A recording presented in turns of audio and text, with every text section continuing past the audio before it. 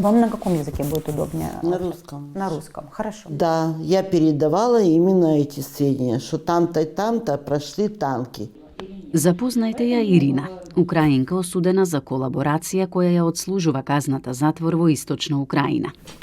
Во објектот се наоѓаат жени осудени за злосторства кои се сметаат за штетни за националната безбедност на Украина. Од помагање на руските сили за време на окупацијата до ширење проруска пропаганда на интернет. Ирина согласилась с нами пообщаться. Мы сейчас расспросим вашу историю, как вы оказались в этой колонии. Я бы хотела, чтобы вы на камеру дали свое согласие, что вы не против с нами пообщаться. Я не против. Пожалуйста, да, и записывать, и передавать. И вы не против публикации? Нет. Я бы хотела узнать, откуда вы родом? Я с Херсона. Была, как называют, оккупацией. Оккупацией назвать я не могу, потому что я все эти дни там проживала. Во-первых, навели порядок. У нас были горы мусора. Все люди возмущались. Руските трупи влегоа во Херсон во февруари 2022 година за време на првите денови од целосната инвазија на Русија врз Украина.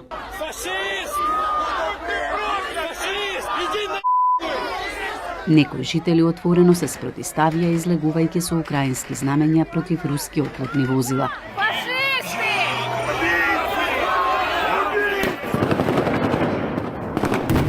Откако украинските сили го ослободија градот во ноември 2022 година, Радио Слободна Европа собра сведоштва од луѓе кои живееле под окупација.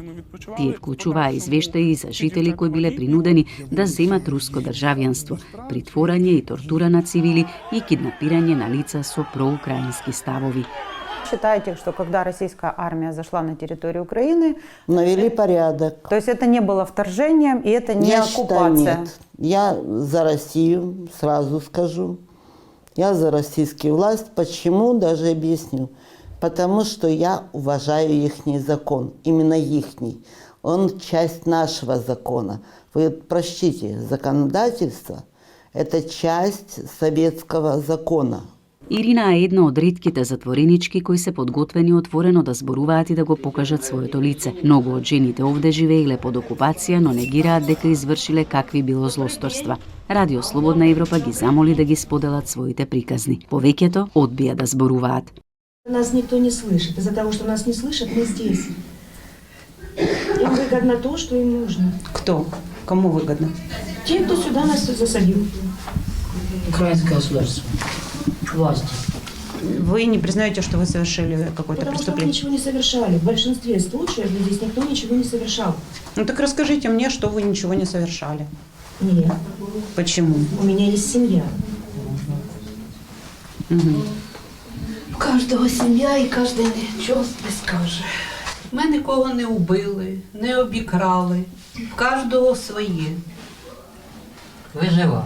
Виживали. Пыталися вижити, спасти себе. Ирина, која се согласи да разговара со Радио Слободна Европа, беше осудена за пренесување информации за локацијата на украинските воени позиции за време на окупацијата на Херсон. Да, я передавала именно эти сведения, что там-то и там-то прошли танки.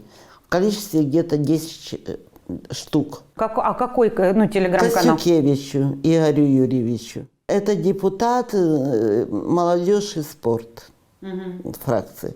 Переписывалась, приезжали мне от него, вот это гуманитарку передавали. А еще вязаные носки, навязала кипу носков, передала русской армии. А ваш мотив какой? Вот там носки и вот передавать информацию? Ну, во-первых, ребятам холодно. Такие же ребята, как и наши. Украински суд ја осуди Ирина на 11 години затвор. А как вот так случилось, что вы всю жизнь прожили в Украине, а вы за Россию? Говорите, А я что всю вы жизнь за Россию. У меня там родственники в России. То вы тогда не уехали в Россию? А зачем? Но Мне здесь если хорошо. вы за Россию? Мне дом мой отец строил, он НКВДшник, бывший, всю жизнь в НКВД прослужил. Я здесь и осталась, именно в этом старческом доме. Рядом построила новый дом кирпичный. Что бросать? Смысл? Повеќето жени осудени за соработка подоцна аплицираат да бидат вклучени во размена на затвореници со Русија. Во последните месеци Москва покажа зголемен интерес за оваа категорија затвореници.